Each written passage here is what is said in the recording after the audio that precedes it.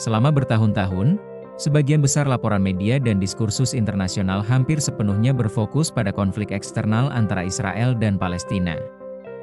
Namun, sebuah sumber penting yang jarang dikutip. Laporan tahun 2008 dari Jerusalem Center for Security and Foreign Affairs mengungkap fakta yang bertolak belakang dengan narasi arus utama. Laporan tersebut menyatakan bahwa warga Kristen Arab di bawah kekuasaan otoritas Palestina telah menjadi korban pelanggaran hak asasi manusia yang dilakukan oleh warga Muslim Palestina. Dan bahwa pejabat otoritas Palestina atau Muslim memiliki tanggung jawab langsung atas sebagian pelanggaran tersebut. Fakta ini nyaris hilang dari pemberitaan hari ini.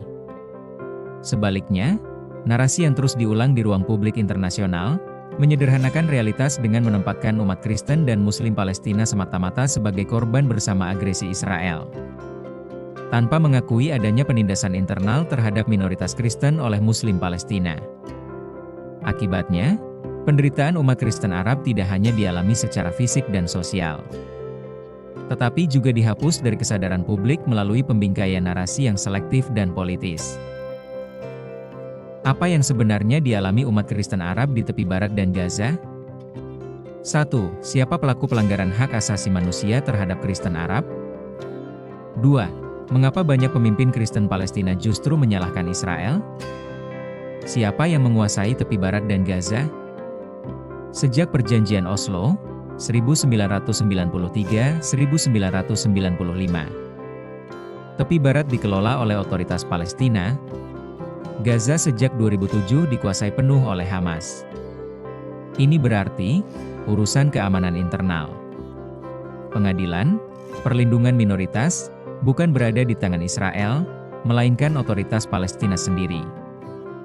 Pertanyaannya, apakah otoritas ini melindungi komunitas Kristen Arab? Realitas kekerasan terhadap Arab Kristen. Berbagai laporan HAM, kesaksian lokal, dan kajian akademik mencatat pola pelanggaran serius terhadap Arab Kristen, antara lain, intimidasi dan ancaman kekerasan, pemukulan dan penyiksaan, perampasan tanah dan properti gereja, pembakaran gereja dan lembaga Kristen, boikot ekonomi dan penolakan pekerjaan, penculikan dan pemerasan, pernikahan paksa dan pelecehan seksual, tekanan sistematis terhadap murtad Kristen. Yang paling rentan adalah Muslim yang berpindah ke Kristen. Mereka sering tidak mendapatkan perlindungan hukum sama sekali. Beberapa kasus bahkan berujung pembunuhan, tanpa investigasi yang transparan. Peran otoritas Palestina dan Hamas. Menurut pengacara HAM internasional Justus Reid Weiner, pejabat otoritas Palestina dan Hamas bertanggung jawab langsung atas banyak pelanggaran hak asasi manusia terhadap Arab Kristen. Masalah utamanya, lemahnya supremasi hukum. Pengadilan yang tidak independen, aparat yang takut atau terlibat budaya impunitas terhadap pelaku Muslim. Akibatnya, banyak keluarga Kristen memilih diam, menjual properti, dan akhirnya meninggalkan wilayah tersebut. Di Mutide, akar sosial yang jarang dibahas. Weiner dan banyak sejarawan Islam klasik menjelaskan bahwa sikap ini bukan kebetulan, melainkan berakar pada konsep dimitude. Dalam hukum Islam klasik, Kristen dan Yahudi adalah dhimmi, dilindungi, tetapi tidak setara, dikenai pembatasan sosial, hukum, dan budaya. Walaupun tidak selalu diterapkan secara formal hari ini, mentalitas inferioritas ini masih hidup secara sosial. Inilah yang menjelaskan mengapa laporan kekerasan sering diabaikan, mengapa korban justru disalahkan, dan mengapa tekanan sosial terus berlangsung. Mengapa Israel disalahkan? Pertanyaan penting. Jika pelakunya internal, mengapa Israel yang dituduh? Jawabannya kompleks. Tekanan politik internasional, ketergantungan ekonomi pada bantuan luar, takut terhadap reaksi mayoritas Muslim, solidaritas narasi Palestina global. Weiner menyebut ini sebagai pengalihan kesalahan sistematis, yang ironisnya, diadopsi oleh banyak gereja barat. Sementara sebagian lain memilih diam, meski tahu fakta di lapangan. Perbandingan yang regional, Israel versus negara Muslim. Fakta demografis yang jarang disebut. Populasi Kristen di Israel meningkat lebih dari 400% sejak 1948. Di hampir semua negara Muslim Timur Tengah, populasi Kristen menurun drastis. Contoh, Mesir, Koptik; Irak, Kaldeas Assyria; Lebanon; Palestina sendiri. Ini bukan opini, tetapi data demografi resmi. Kisah Arab Kristen Palestina menunjukkan satu hal. Tidak semua korban cocok dengan narasi politik populer. Ketika penderitaan mereka disembunyikan, dialihkan, atau dimanipulasi. Yang dirugikan bukan hanya kebenaran, tetapi masa depan minoritas Kristen di Timur Tengah. Video ini bukan ajakan membenci, melainkan ajakan berani jujur terhadap fakta, meskipun fakta itu tidak nyaman. Jika kita benar-benar peduli pada HAM, maka korban tidak boleh dipilih berdasarkan ideologi. Diam bukan netral.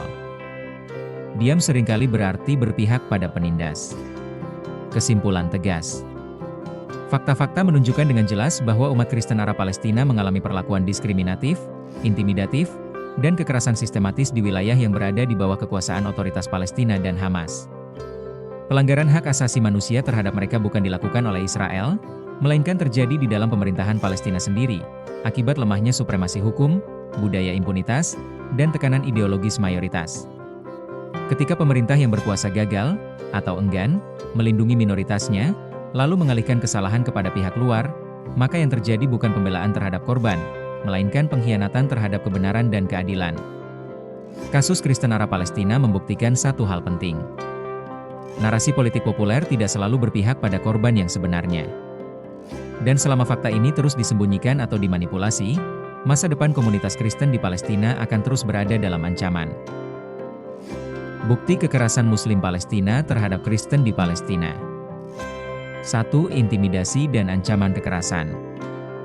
Bethlehem, awal 2000-an. Beberapa keluarga Kristen melaporkan menerima ancaman tertulis dan lisan dari kelompok bersenjata lokal agar menjual properti mereka atau meninggalkan wilayah tertentu. Laporan ini dicatat oleh International Christian Concern dan Middle East Quarterly. Catatan: keluarga memilih diam atau pindah karena laporan ke polisi PA tidak ditindaklanjuti. 2. Pemukulan dan kekerasan fisik. Kasus pemukulan pemuda Kristen di Ramallah dan Bethlehem. Beberapa laporan lokal mencatat pemukulan terhadap pemuda Kristen setelah menolak tekanan sosial keagamaan atau terlibat hubungan lintas agama.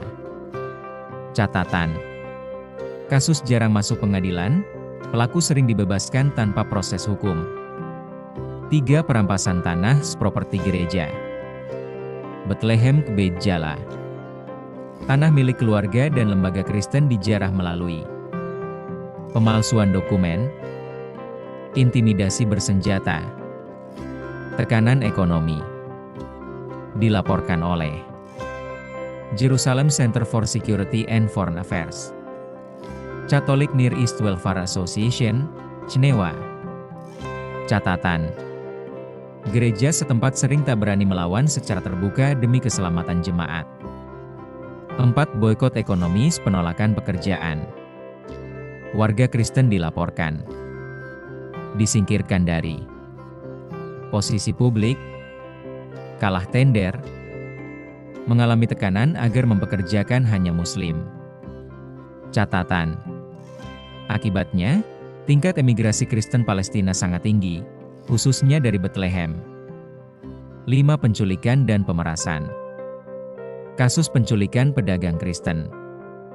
Beberapa laporan menyebut penculikan disertai tuntutan uang tebusan, dengan korban enggan melapor karena takut pembalasan, tidak percaya pada aparat PA. Contoh pola ini dicatat oleh Middle East Forum dan Open Doors. 6. Pernikahan paksa pelecehan seksual. Kasus perempuan Kristen diculik dan dinikahkan secara paksa. Fenomena ini mirip dengan kasus di Mesir, Irak, dan Pakistan. Setelah menikah, korban ditekan masuk Islam. Keluarga Kristen kehilangan akses hukum. Catatan: kasus sulit dilacak karena korban menghilang dari ruang publik. 7. Tekanan terhadap murtad Kristen, Muslim Kristen. Ini adalah kelompok paling rentan. Contoh pola yang dicatat: ancaman pembunuhan oleh keluarga sendiri, pengusiran, kekerasan fisik, perlindungan hukum nyaris nol. Dilaporkan oleh USCIRF, Ask Commission on International Religious Freedom. Open Doors World Watch List. Catatan: banyak murtadin Kristen terpaksa melarikan diri atau hidup sembunyi-sembunyi. Pola besar yang terlihat. Kasus-kasus ini bukan insiden terpisah, melainkan menunjukkan pola. Tidak adanya perlindungan efektif dari otoritas Palestina. Dominasi tekanan mayoritas, budaya impunitas, dan ketakutan korban untuk bersuara.